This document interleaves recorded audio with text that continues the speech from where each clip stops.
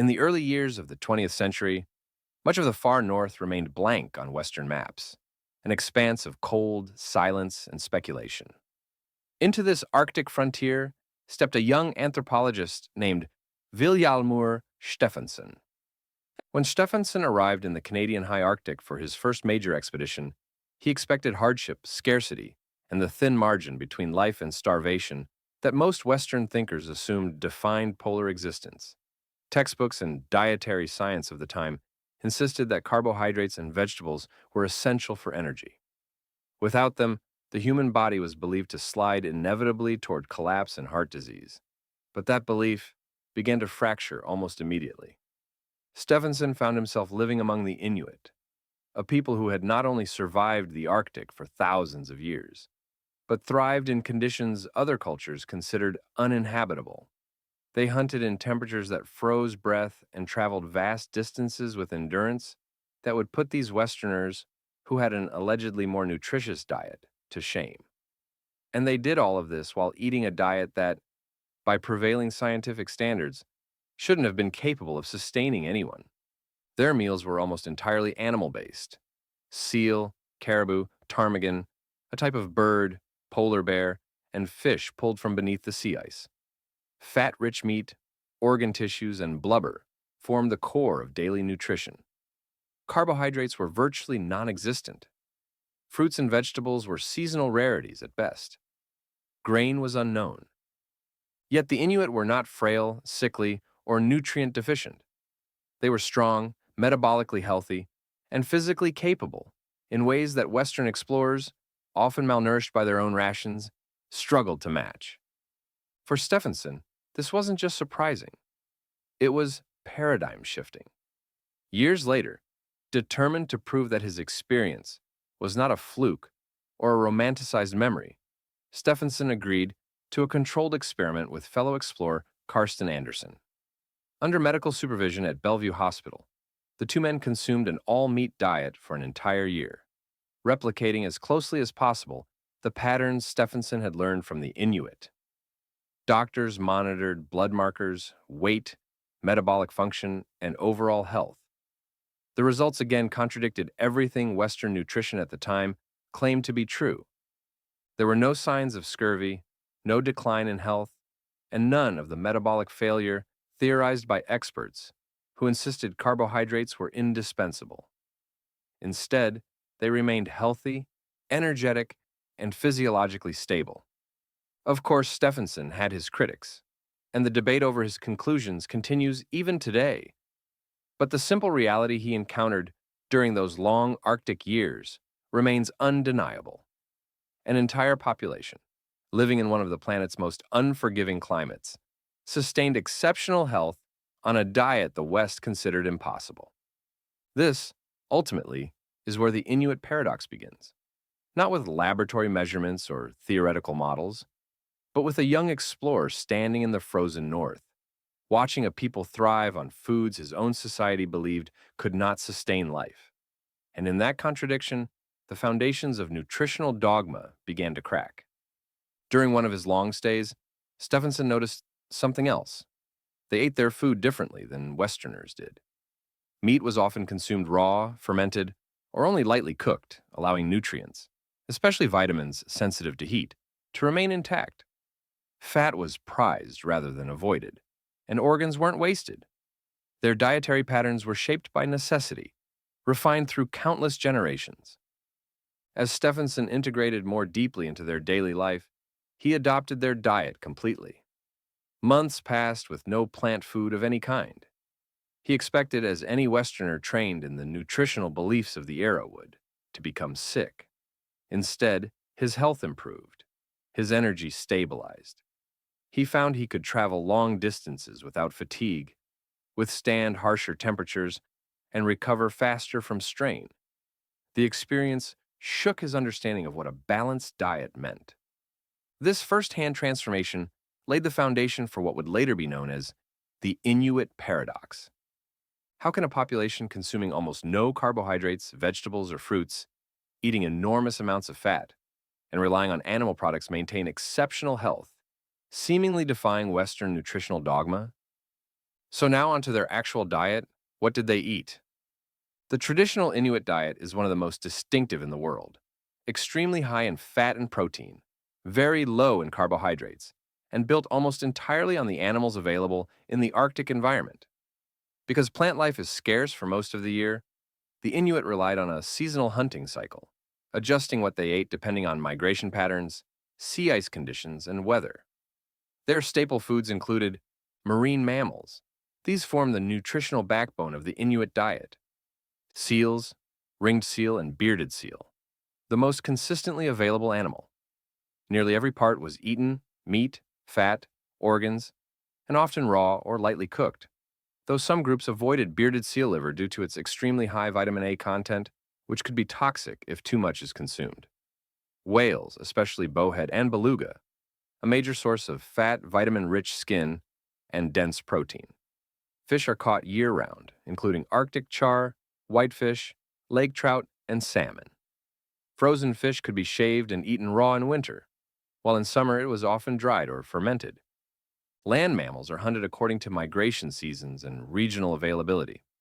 Caribou, the most important inland food, provides meat, organs, marrow, and dense fat. Muskox, another major protein and fat source when herds were accessible. Polar bear, occasionally hunted, especially by coastal groups. Polar bear meat and fat were consumed, though the liver was avoided due to its dangerously high vitamin A content. Birds and eggs. When seasonally available, birds like geese, duck, and ptarmigan and their eggs offered additional nutrients, but were never dietary staples. Contrary to Western assumptions, the Inuit did not rely on heavy cooking. Much of their diet was eaten. Raw, especially organs, blubber, and fish. Frozen, ultra-fresh meat, eaten like sashimi. Fermented, air-dried, creating long-lasting jerky-like foods. Boiled or roasted when fuel was available. This mattered nutritionally because lightly cooked foods preserved heat-sensitive vitamins like vitamin C and B vitamins.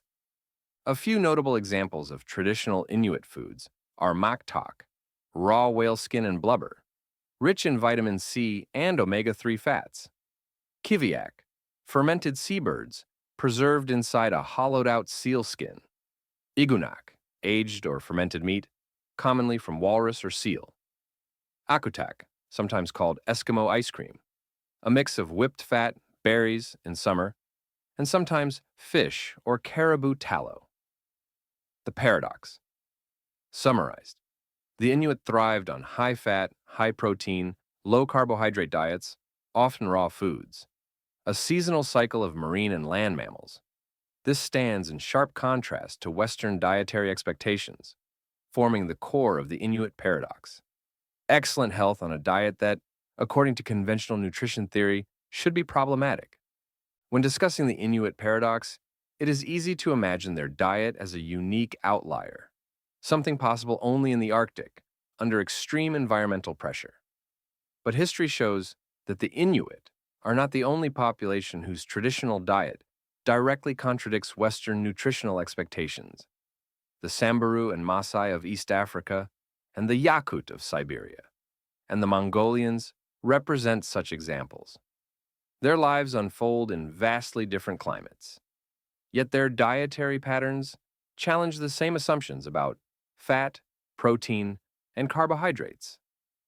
The Samburu of northern Kenya's diet is traditionally almost entirely based on the products of the cattle they herd. Milk is their primary source of calories, often consumed in large quantities each day, often mixed with blood drawn from their cattle, which is then staunched to stop the blood flow. When cattle die, they consume the meat, or consume the meat of smaller stock. This diet, built on milk, blood, and meat every so often, should predispose a population to heart disease and metabolic dysfunction. Yet, the Samburu are completely contradictory to this belief. This can even be observed in something like their taller height on average than those in the West. The Maasai of southern Kenya and northern Tanzania share a similar nutritional pattern. Like the Samburu, they rely heavily on milk, meat, and blood from their cattle. Their diet is not merely high in saturated fat, it is dominated by it.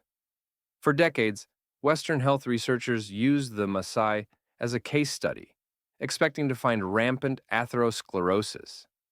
Instead, autopsies and field studies repeatedly reported minimal arterial plaque, low blood pressure, and exceptional physical fitness.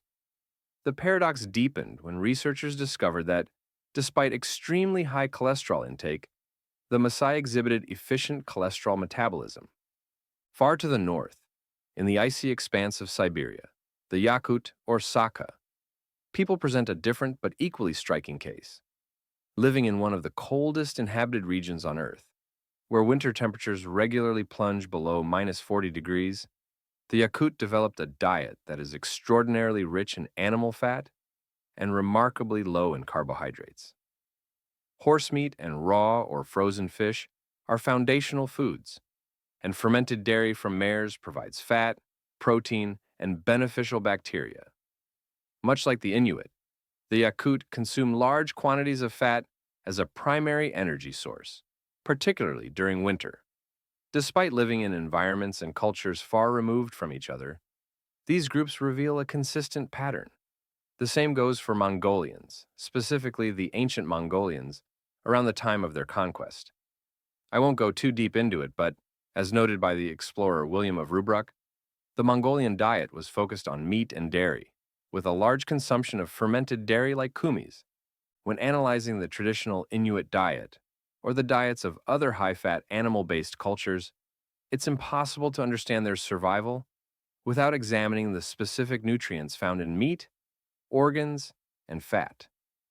Much of Western nutritional theory has been shaped around agricultural societies, leading to the assumption that a diet with very little plant food should inevitably lead to nutrient deficiencies. Yet animal foods contain a wide spectrum of essential nutrients in highly bioavailable forms, many of which are either absent from plants or present in forms the human body must convert inefficiently.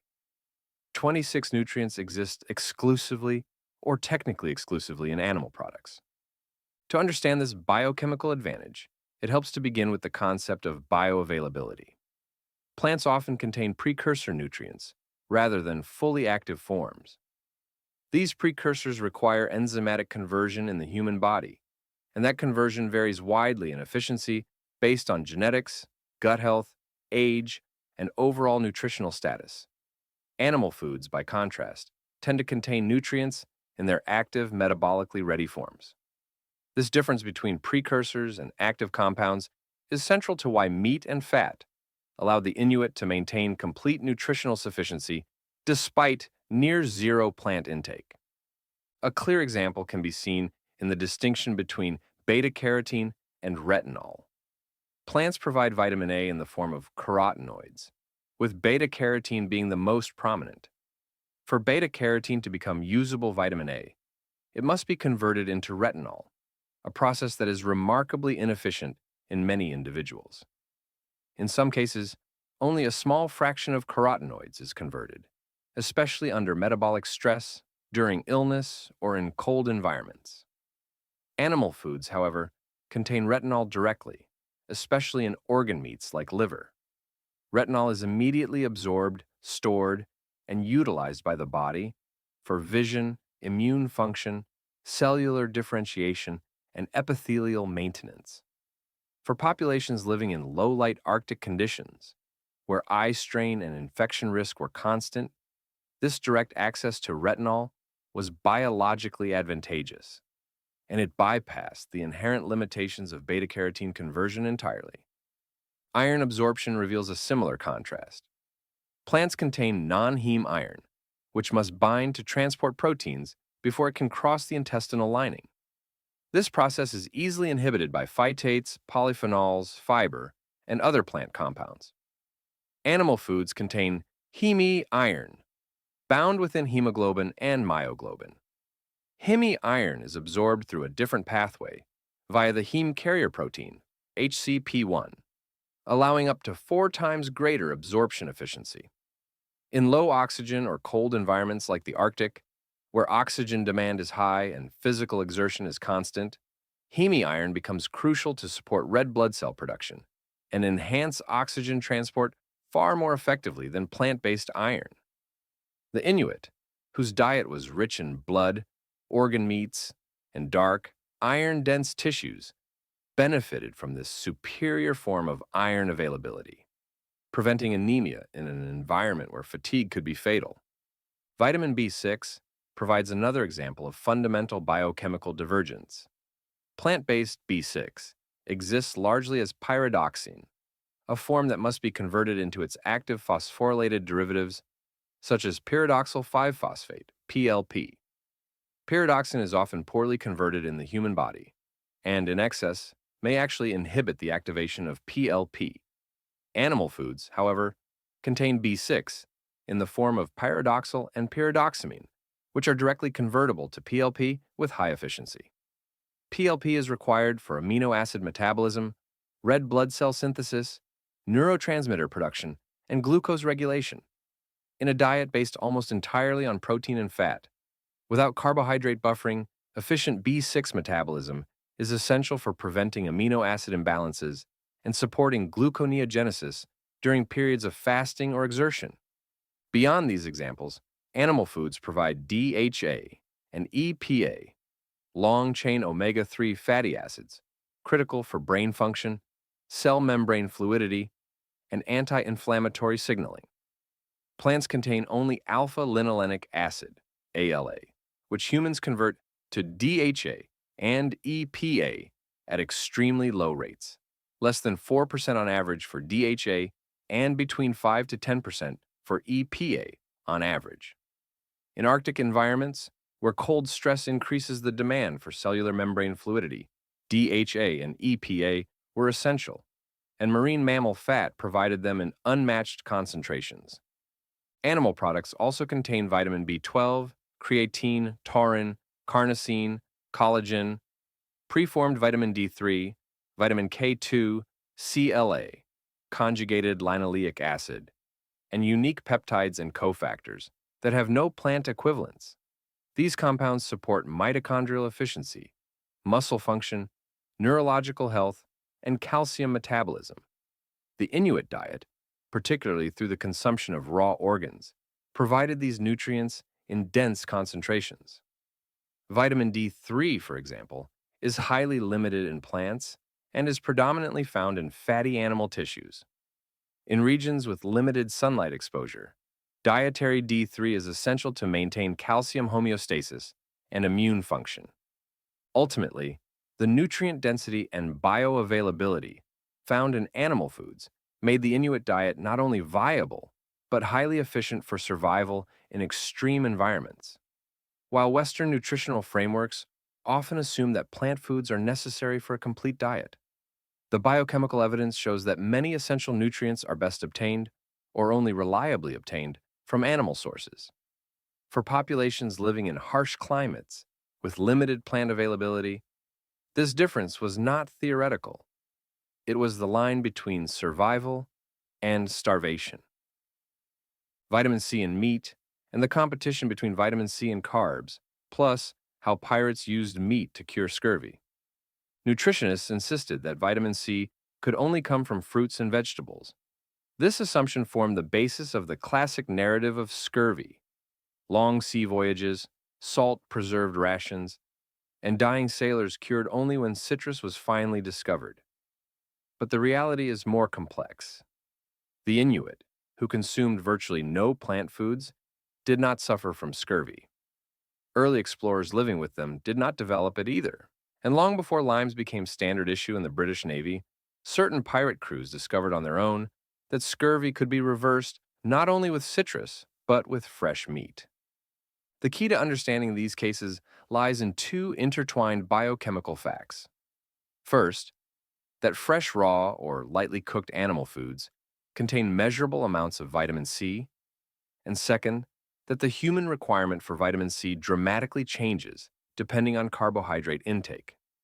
These principles, which modern nutrition often overlooks, explain how Arctic populations remained scurvy-free and why some early sailors unexpectedly recovered from the disease, long before citrus became common aboard European ships. Even vitamin C, thought by many to be absent in meat, exists in fresh, raw tissues and organs. When consumed raw or lightly cooked, animal foods provide enough vitamin C to prevent scurvy, particularly when carbohydrate intake is low. This is because glucose competes with vitamin C for transport pathways. In high carbohydrate diets, vitamin C requirements increase significantly. In low carbohydrate diets, the body can maintain antioxidant balance with much smaller amounts. This biochemical relationship explains why the Inuit, consuming raw meat with minimal carbohydrate competition, could obtain sufficient vitamin C from animal foods alone, a topic explored more deeply in this section. First, I'll explain what pathways are. Nutrient absorption in the human body depends on specific transport pathways that move vitamins, minerals, and other molecules across cell membranes. Nutrients first have to be transported to where they need to be used properly. If you have high nutrient uptake, but the nutrient isn't being transported properly, it's not being absorbed properly. Now that that's out of the way, onto the vitamin C pathway. Vitamin C, ascorbic acid, and glucose are structurally similar. This similarity becomes important because they share transport pathways in the body. Vitamin C uses two main transporter systems: the sodium-dependent vitamin C transporters, SVCT1 and SVCT2, which move the reduced form of vitamin C into tissues, and the GLUT transporters, particularly GLUT1 and GLUT3, which move its oxidized form, dehydroascorbic acid. Glucose uses the GLUT family as well. When glucose levels are high, these transporters prioritize glucose uptake, effectively reducing the cellular absorption and recycling of vitamin C. This competition increases the amount of vitamin C required to maintain collagen synthesis, immune function, and antioxidant balance. When carbohydrate intake is dramatically reduced, as it was in traditional Inuit diets, this competition disappears. With low glucose levels, vitamin C transport becomes highly efficient, and even small amounts of vitamin C from raw meat and organs are sufficient to prevent deficiency. The Inuit traditionally consumed foods such as raw seal liver, muktuk, whale skin and blubber, fresh fish, and frozen meat, each containing modest but physiologically meaningful amounts of vitamin C. Because their metabolic pathways were not overwhelmed by dietary glucose, these small doses were enough to maintain skin integrity, wound healing, and connective tissue strength. Another factor is vitamin C recycling. Vitamin C exists in two forms inside the body: the reduced form, which is ascorbic acid, and the oxidized form, dehydroascorbic acid or DHA. When antioxidant demand rises, ascorbic acid donates electrons and becomes DHA. Instead of being lost, DHA can be taken up by neighboring cells through GLUT transporters. Inside those cells, DHA is rapidly reduced back into ascorbic acid using glutathione-dependent enzymes. This recycling process allows tissues to maintain high vitamin C levels even when intake is low, especially in low-carbohydrate environments, where glucose does not compete for the same transport pathways. This same pattern appeared in surprising places far from the Arctic. Several pirate and sailor logs from the 1500s to the 1700s describe scurvy improving after landfall, where the crew consumed large amounts of fresh meat from hunted animals. The eventual adoption of citrus in naval practice overshadowed these earlier observations, but they demonstrate a fundamental point. Vitamin C is not exclusively a plant nutrient. It exists in significant amounts in fresh animal tissues, especially organs, skin, and certain fats. More importantly, the amount required for human survival is not fixed. It depends directly on carbohydrate load, oxidative stress, and metabolic demands. In populations consuming almost no carbohydrates, such as the Inuit, the threshold for vitamin C sufficiency is far lower than in populations relying heavily on grains, sugar, and preserved foods. This biochemical and historical context reveals why the Inuit were able to avoid scurvy entirely. Their diet, though devoid of fruits and vegetables, contained vitamin C in forms that were highly absorbable in a low-glucose environment. Their cultural practices, particularly eating raw or lightly cooked meat, preserved the vitamin C that cooking would otherwise destroy.